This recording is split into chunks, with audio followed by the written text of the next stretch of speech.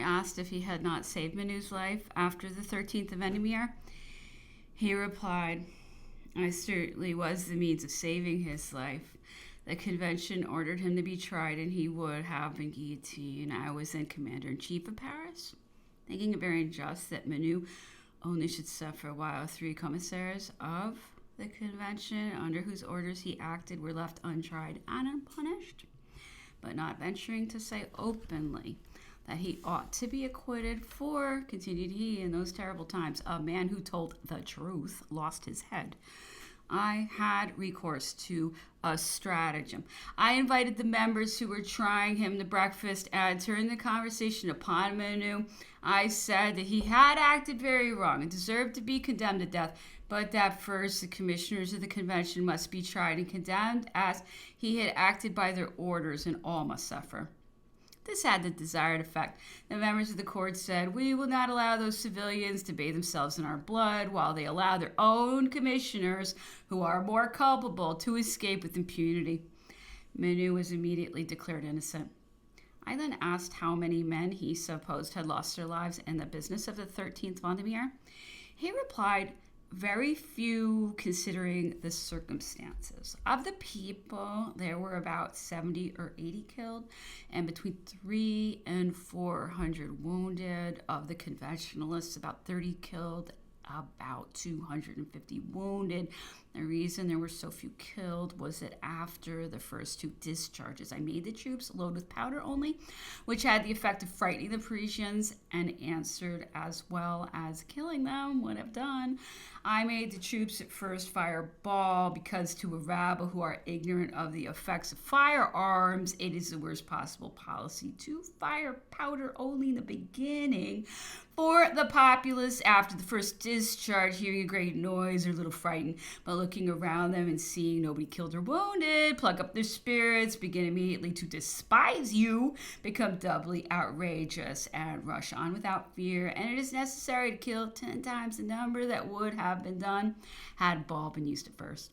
For with the rabble, everything depends upon the first impressions made upon them. If they receive a discharge of firearms and perceive the killed and wounded falling amongst them, a panic seizes them. They take to their heels instantly and vanish in a moment. Therefore, when it is necessary to fire at all, it ought to be done with ball first. It is a mistaken piece of humanity to use powder only at the moment, and instead of saving the lives of men, ultimately causes an unnecessary waste of human blood. 17th, Napoleon walked around the house for a short time.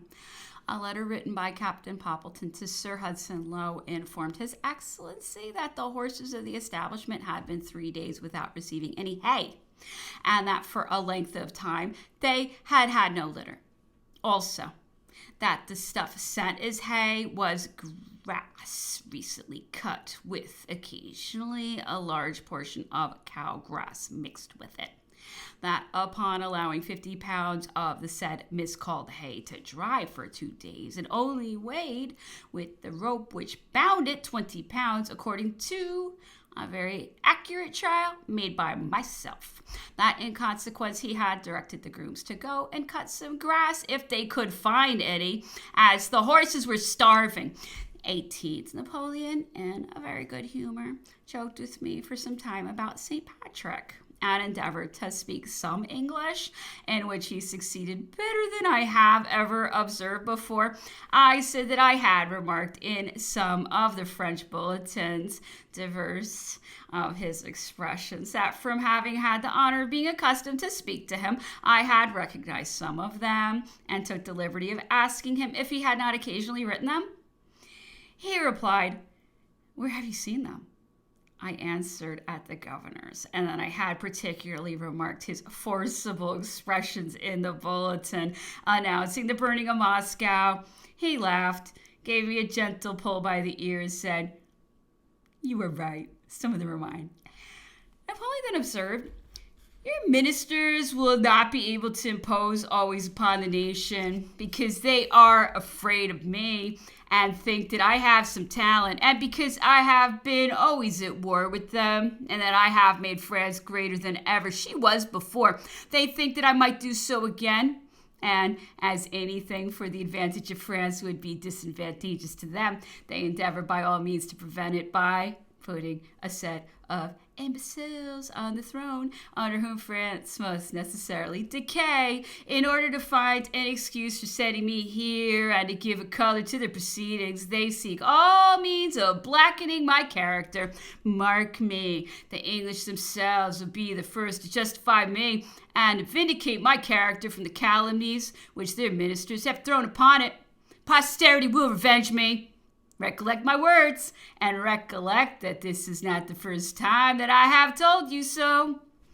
I am told, added he, that there is 20,000 pounds worth of iron railing set out. It is money thrown into the sea. Before this railing can be fixed up here, I shall be underground, for I am sure that I shall not hold out more than 2 years under the treatment which I experience. If, continued Napoleon, my greatest enemies knew the way in which I am treated, they would have compassion for me. Millions in Europe will weep for my lot when it is known, and known it will be, in spite of the endeavors of this governor to envelop everything in secrecy and mystery. He shows how little he knows of England by thinking to effect this. A man who has always been accustomed to be amongst a set of low vagabond deserters and brigands, where his word was a law, on a band of poor ignorant wretches like those who trembled at the sight of him, and whom he could threaten to send back to their own country to be shot. He might impose secrecy. Like a man putting his hat over a candle, he could then conceal the light. But now his endeavors resemble those of one who would attempt to obscure and hide the light of the sun by holding his hat before it. He has nothing English about him, either within or without.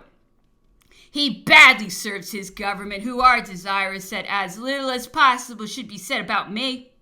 But he takes the most certain method of effecting the contrary.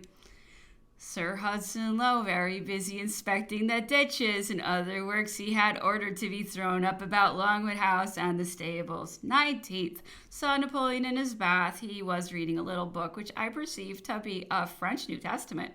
I could not help observing to him that many people would not have believed that he would read such a book, as it had been asserted and credited by some that he was an unbeliever. Napoleon laughed some that he was an unbeliever. Napoleon replied, Cependant, ce n'est pas vrai. Je suis loin d'être athée. Nevertheless, it's not true. I'm far from being an atheist. In spite of all the iniquities and frauds of the teachers of religion, who are eternally preaching up that their kingdom is not of this world, and yet seize everything which they can lay their hands upon. From the time that I arrived at the head of the government, I did everything in my power to reestablish religion, but I wish to render it the foundation and prop of morality and good principles, and not a prendre d'essor, to soar above the human laws. Man has need of something wonderful. It is better for him to seek it in religion than in Monsieur, Mademoiselle Lenormand, a witch. Moreover, religion is a great consolation and resource to those who possess it, and no man can pronounce what he will do in his last moments. Napoleon then made some remarks upon the conduct of the governor, whom he declared to be a man totally unfit for his situation. If he were, said he might make it pleasant and interesting. He might spend much of his time with me and get great information with respect to past occurrences, with which no other person could be so well acquainted or so satisfactorily accounted for. You see what I am, Tottori. Even unknown to myself, he would imperceptibly have opportunities of getting information from me which would be very desirable to your ministers, and which I am certain they have ordered him to obtain. and that he burns to know. If I had really any intention of effecting my escape from this place instead of disagreeing with him, I would caress and flatter him, endeavor to be on the best terms, go to plantation house, call on his wife, and try to make him believe that I was contented, and thereby lull his suspicions to sleep. In fact, this governor est un imbécile que s'ascriveri. He is an imbecile who knows how to write. Every person, however imbecile, has some kind of talent. One for music, another for drawing, another for some mechanical art, and this imbecile for writing. Per lo scriveri.